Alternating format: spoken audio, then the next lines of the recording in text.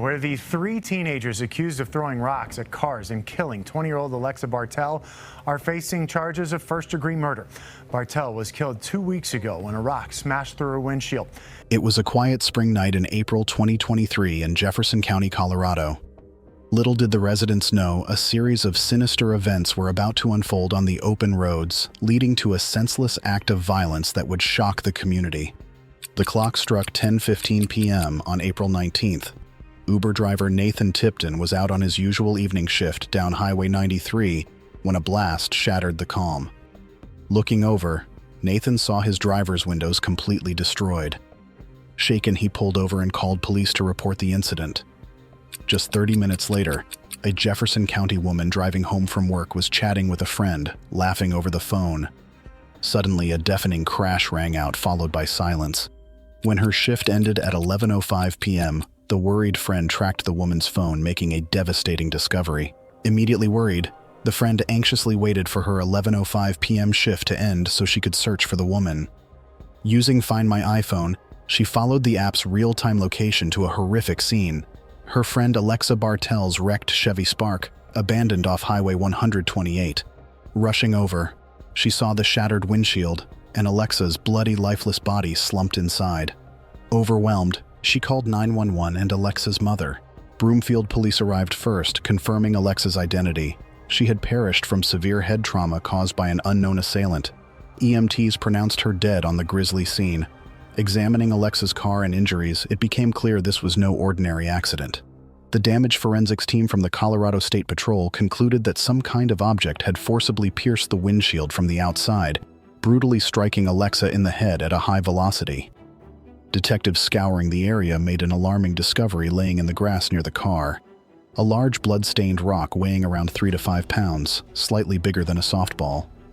Initial forensic tests on the rock came back with a presumptive positive ID for Alexa's blood. This evidence strongly supported the working theory that she was the victim of a deadly attack, killed by a rock violently hurled at her vehicle. But who would commit such a ruthless, random act of violence, and why? Further investigation of the area uncovered a disturbing series of related events. In total, 7 vehicles had been targeted that night over the span of just 2 hours and 20 minutes.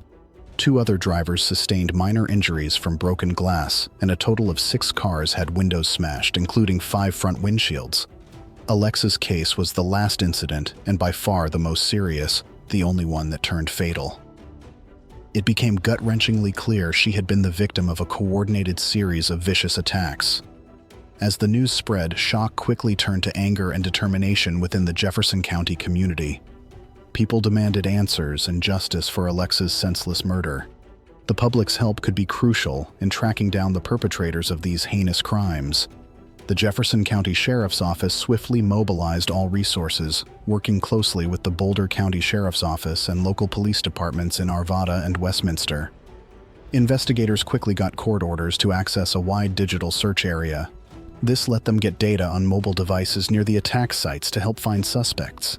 They also obtained lots of video of the crime areas. Looking at videos, detectives saw footage of 2 cars hitting brakes and flashing hazards while driving south.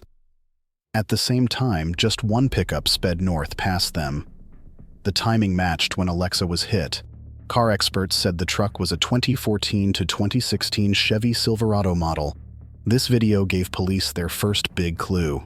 The sheriff's office and state police forensics teams worked around the clock processing evidence from the scenes while pursuing leads. Then on April 25th, they finally got the major break in the case they desperately needed. That day, police got a call about a possible witness, Joseph Bopp.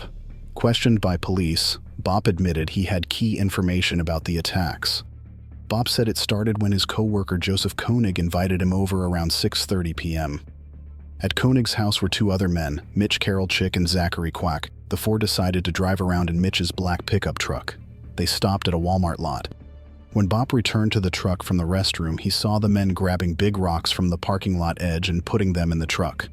Bopp told police he knew right away the rocks were meant to hurt people. He estimated they loaded up as many as they could carry.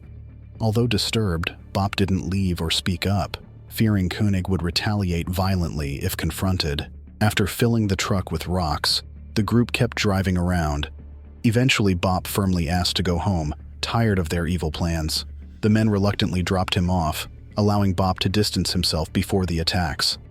Bob gave police detailed descriptions of the three men and Mitch's black truck. His information provided prime suspects in Alexa's murder. Police quickly made arrests.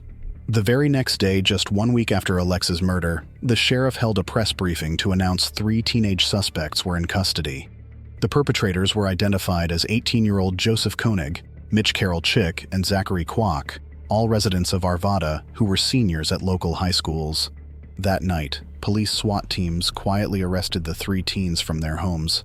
They were brought to the county jail for questioning. Detectives immediately questioned the stone-faced teens about their involvement. Karol-Chik and Kwok cautiously talked after waiving their right to silence. But Koenig refused to speak without a lawyer. Karol-Chik admitted he and Koenig had hurled rocks at cars previously just for twisted fun. But he claimed on the night Alexa died, Kwok threw the rock that killed her. Kwok denied throwing the deadly rock. He said he impulsively joined Koenig and Karol-Chik's plan to throw rocks off an overpass that night. While admitting he was there for the attacks, Kwok insisted Koenig launch the rock that killed Alexa. Kwok said, after a horrifying smash, they saw the car crash and knew the driver was likely dead. He claims the teens jointly decided to drive back and view the woman's body as a memento, but denies killing Alexa himself. As Karol-Chik and Kwok deflected blame, Koenig sat silent, refusing to admit or deny killing Alexa. But evidence increasingly pointed to his central role in her death. Several other disturbing details about Koenig emerged. An arrest affidavit revealed Koenig was allegedly driving the Silverado at the time the rock smashed into Alexa's car, making him the likely thrower. In addition, Koenig's deeply troubling social media history resurfaced. Police learned Koenig posted a disturbing Facebook photo in December 2022. It showed Koenig by a motorcycle with a sticker that read, "Just killed a woman, feeling good." The post seemed to foreshadow Alexa's murder just months later. Investigators also found Koenig and Karol-Chik had a pact as blood brothers, swearing to never speak of the deadly rock attacks if caught. Koenig also secretly met with Kwok the day after the murder to coordinate their denial of involvement. Despite trying to conceal evidence, the teens were arrested for extremely serious crimes. In May 2023, Koenig, Karol-Chik, and Kwok were marched before a judge to face grave charges, including murder. 1 count of first-degree murder demonstrating extreme indifference to human life for the death of Alexa Bartell. 6 counts of attempted first-degree murder for injuries to other drivers. 3 counts of second-degree assault with a deadly weapon. 3 counts of attempted second-degree assault. The message was clear. The teens were fully accountable for the horrific pain and loss from their actions. At the hearing, the silent suspects only gave brief, emotionless responses to the judge. But Koenig smiled smugly, showing no care for the trauma caused. All were jailed without bond awaiting trial. Shockwaves went through the neighborhood as students and neighbors learned teens they knew were arrested for Alexa's murder. One neighbor said Koenig's involvement wasn't surprising given past violent signs, but law enforcement's tireless effort with citizen support to find Alexa's killers reflects humanity's power to connect even in darkness.